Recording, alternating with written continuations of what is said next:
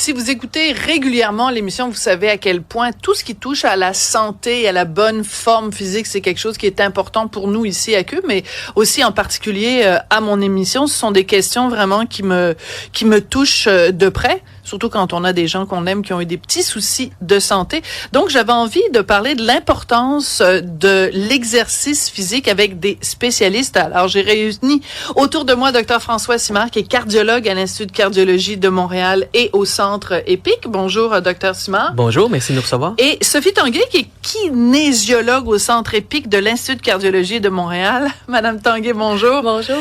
Pourquoi j'accroche sur le mot kinésiologue? Ça fait quoi dans la vie? Qu'est-ce que ça mange en hiver, ça, un kinésiologue? Mais un kinésiologue, c'est le spécialiste de l'activité physique. On va utiliser le mouvement à des fins de prévention, traitement, des fois en performance aussi sportive. Donc, c'est assez diversifié ce qu'un kinésiologue peut faire, mais en gros, c'est vraiment le spécialiste de l'activité physique. Donc, j'adore ça. Alors, parlons-en justement des bénéfices de l'activité physique. On a plusieurs spécialistes qui sont venus au cours des semaines nous parler de ça. Et ce qui me frappe à chaque fois, Dr Simard, c'est à quel point on n'a pas besoin de passer 4 heures par jour sur un vélo stationnaire pour que ça ait des bénéfices. C'est en fait, dès les premières minutes, déjà, ça vaut la peine. Ça, s'il y a un message à retenir, c'est que c'est dès les premières minutes que les bénéfices au niveau cardiovasculaire, mais à d'autres niveaux, d'autres systèmes au niveau de la santé, là, qu'il y a des bénéfices qui sont intégrés. C'est-à-dire que dès 10 minutes, absolument, ce qui n'est pas si gros là, dans une journée, non. Si on se dédie une dizaine de minutes, rapidement, on voit là qu'avec quelques semaines, on va avoir des bénéfices au niveau de notre santé cardiovasculaire. Puis à long terme, il y a des bénéfices sur notre risque. Ça diminue notre risque d'infarctus, mais même ça diminue notre risque de mortalité cardiovasculaire. Donc ça, c'est vraiment un message qui est rassurant parce qu'il y a plein de gens qui se disent « Ah, moi, savez-vous, je fais pas d'exercice parce que j'ai pas le temps. » Mais 10 minutes par jour, tout le monde est capable d'avoir le temps. Si on a le temps d'aller sur Netflix pendant 10 minutes pour essayer de trouver un programme intéressant, on a 10 minutes pour s'exercer. Par contre, quand on dit dès les premières minutes, ça a un impact à quel niveau, par exemple? Bien, par exemple, dès les premières minutes, ça entraîne au niveau de notre système plusieurs modifications. C'est-à-dire que ça l'aide à faire baisser notre pression artérielle, ça l'aide à réguler notre glycémie, notre taux de sucre. Au niveau de nos vaisseaux sanguins, ça entraîne vraiment des modifications. On appelle ça l'aide la dysfonction endothéliale. Donc, ça l'aide à prévenir... un gros mot de plus de 3 syllabes. Endothéliale. Ça tombe bien, je l'ai écrit ici. Donc, les vaisseaux, en fait, c'est un organe, puis il y a une santé des vaisseaux qu'on doit essayer d'entretenir. Puis le fait de faire de l'activité physique, ça vient aider cette santé-là des vaisseaux à les rendre plus élastiques. Et donc, ça vient vraiment aider notre protection cardiovasculaire dès les premières minutes. Là. Ces changements-là sont bien documentés sur des dizaines d'années maintenant qu'on a de recul. Si je fais un parallèle avec la plomberie, vous allez me trouver insultante peut-être parce que vous êtes un éminent scientifique, un éminent docteur, mais vous avez quelque chose en commun avec les plombiers, c'est que vous occupez de nos bons tuyaux et du bon fonctionnement de nos tuyaux. Donc, si on prend pour acquis qu'un vaisseau sanguin, c'est comme un tuyau d'évier, ben, on veut évidemment que le liquide passe le mieux possible. C'est un peu un parallèle qu'on peut faire. Exactement. On veut que ça soit le plus fluide possible. Donc, ça vous a pas insulté? Du Parfait, tout. Du tout.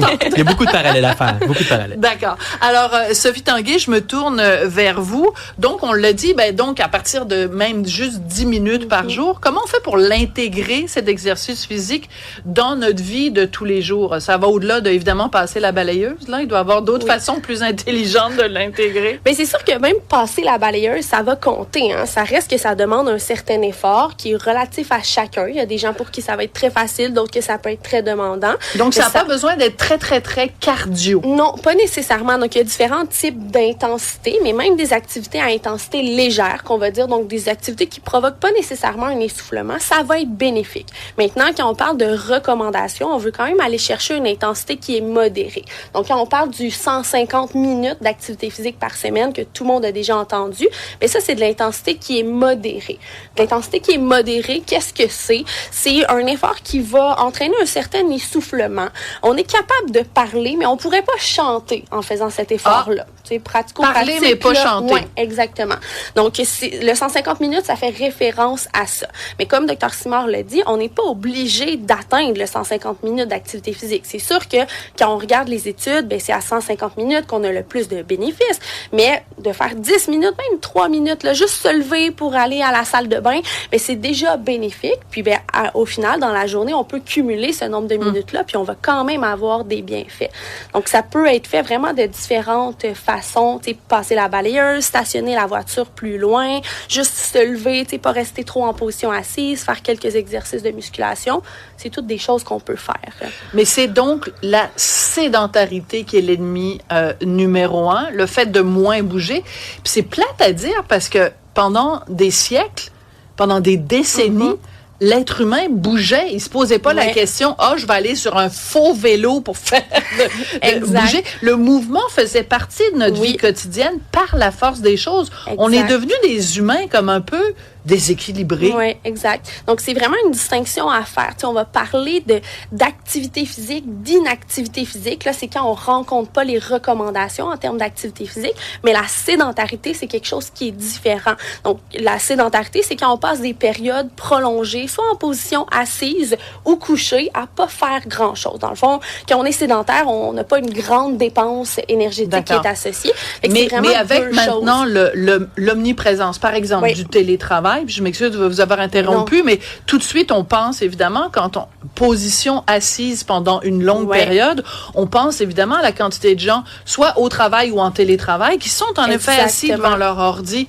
Donc, comment on peut, quand on a un travail qui demande beaucoup de temps passé en position assise, comment on peut intégrer justement un effort physique modéré? Oui, bien, c'est d'essayer d'avoir des pauses actives qu'on va appeler, ou tu sais, du moins, essayer de se lever le plus possible à toutes les heures.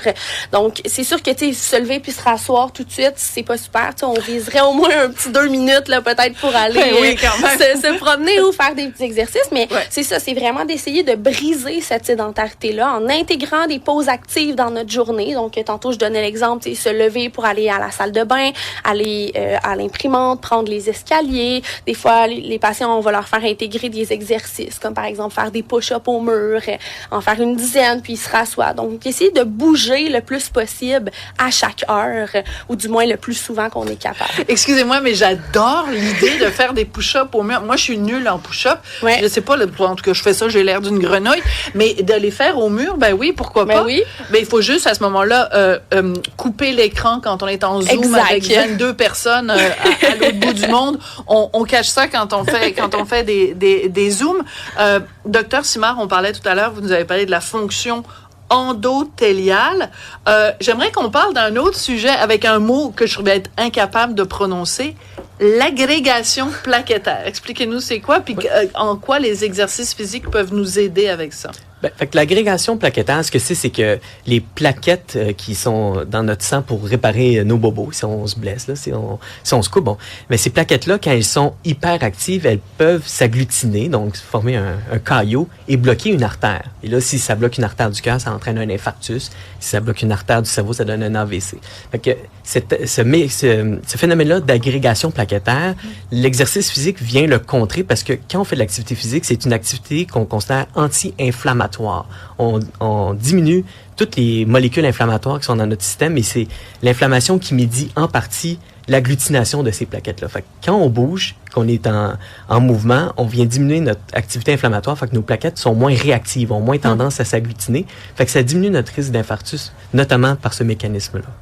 Donc, si je vous écoute tous les deux, il suffit de 10 minutes par jour. Les bénéfices sont absolument immenses et on parle même pas, là, on parle vraiment de santé physique, mais on pourrait aussi parler de la santé mentale et de la santé psychologique. Donc, comment se fait-il qu'il y a tant de gens qui sont réfractaires à l'idée de faire de l'exercice ou même de l'intégrer petit à petit dans notre quotidien? Je veux vous entendre tous les deux là-dessus. Pourquoi on a cette cette réserve, cette réticence, disons ça comme ça. Mais souvent, tu sais, ce qu'on va entendre, les gens vont dire, mais j'ai pas le temps. Tu sais, j'ai pas le temps de faire 30 minutes d'activité physique, 150 minutes d'activité physique par semaine, c'est impossible pour moi.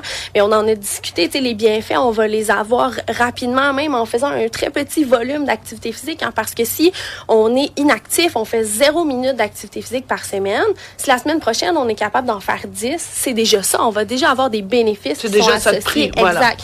Fait que c'est vraiment, je pense, de revoir peut-être un petit peu les attentes, tu sais, de dire que toute activité physique est meilleure qu'aucune activité physique, puis essayer d'inclure ça dans son quotidien. Tu sais, des fois, on peut parler aussi peut-être un enjeu de motivation. C'est difficile pour les gens. Tu sais, moi, je suis kinésiologue, puis des fois, ça me tente pas d'en faire de l'activité physique, puis c'est normal. Je vais vous chicaner, Sophie, là.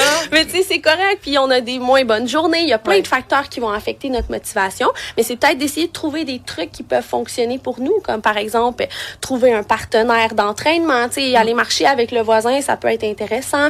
Ben, ça dépend, là. Vous allez faire augmenter le taux de divorce au Québec, vous. Ça dépend du voisin, là. Mais tu sais, aller trouver, c'est un partenaire d'entraînement, des cours en groupe, essayer des choses peut-être qui nous intéressent. Tu sais, vous, si votre passion, c'est la danse en ligne, ben pourquoi pas la danse en ligne? Dire. Non, mais on rit, mais c'est vrai que moi, j'ai pendant des années, j'haïssais ça, faire du sport. Parce que, justement, ça avait l'air de quelque chose d'imposé. Ouais. Moi, lever des poids, puis ça ne m'intéressait pas. Et j'ai découvert, non pas la danse en ligne, je suis désolée de vous décevoir, mais la Zumba, qui est une danse latine qui incorpore, de la salsa, de la merengue, toutes sortes d'affaires. Donc, je suis toujours aussi plouc qu'avant, mais au moins, j'ai du plaisir le matin. Je mets mes petits souliers roses de Zumba, puis donc, la Durocher s'en va danser. Et là, je fais de l'exercice. Et j'ai du fun. Donc, Dr. Simard, je veux vous entendre aussi. Comment on fait pour combattre ces réticences-là? Ben, est-ce que vous dansez la Zumba? Je ne danse pas la Zumba, malheureusement. Mais un des arguments que j'utilise, en tout cas, avec les patients, c'est que je leur explique que si on était capable d'incorporer dans une pilule les bénéfices de l'activité cardiovasculaire, de l'activité physique, sur la protection cardiovasculaire, c'est l'équivalent d'une pilule contre la pression artérielle, une pilule contre le diabète, la moitié d'une pilule contre le cholestérol. Fait que ça, là, souvent, ça motive les gens. Là. Je vois les yeux s'illuminer. C'est bon. Fait que, parce que les gens, tout le monde attend la pilule miracle. Mais dans le fond, la pilule miracle, on l'a. On l'a. Mais il faut se dédier, c'est sûr. L'autre chose que j'essaie de déconstruire, c'est que les gens, initialement, ont souvent une inquiétude pour leur cœur. Des fois, ils ont peur que ça soit délétère pour eux. Mais je leur dis, au contraire, là, de l'activité physique là, modérée, comme le décrit Sophie, c'est bénéfice sur toute la ligne. Fait que c'est vraiment important de commencer. On y va progressivement, mais il n'y a pas vraiment d'argument pour empêcher quelqu'un de faire de l'activité physique. Puis nous, au Centre Épic, là, on a des gens qui ont déjà fait des infarctus, qui souffrent d'insuffisance cardiaque. Même des fois, ils ont déjà fait un arrêt cardiaque. Ça leur fait peur là, de recommencer. Mais quand on y va progressivement, bien accompagné dans certains cas, il découle des bénéfices, il développe des bénéfices très rapidement de ça. Ben écoutez, moi je pense qu'on va tous aller faire de la Zumba. J'invite tout le monde et votre voisin, Sophie. Je sais pas. Ben moi je suis déjà mariée, mais je sais pas là. Tu sais, je sais pas. Tout le monde. On s'en va, on va danser la Zumba. C'est bon pour notre cœur. Vraiment, ça a été une discussion passionnante et surtout, on a réussi à parler d'exercice physique et de santé, de bénéfices pour la santé, en ayant constamment un sourire sur notre visage, sans avoir des mines sombres et patibulaires ou en parlant de catastrophe. Ben non, on peut prévenir justement la catastrophe. Je pense que c'est vraiment dans un esprit de prévention qu'on voulait vous parler aujourd'hui. Donc, Dr. François Simard, cardiologue à l'Institut de cardiologie de Montréal, Centre Épic, et Sophie de Tanguay, kinésiologue. Vous voyez comment quand on respire puis qu'on prend le temps, on le dit comme il faut. Kinésiologue au Centre Épic de l'Institut de cardiologie de Montréal. Merci beaucoup à vous deux. Merci à vous. Merci.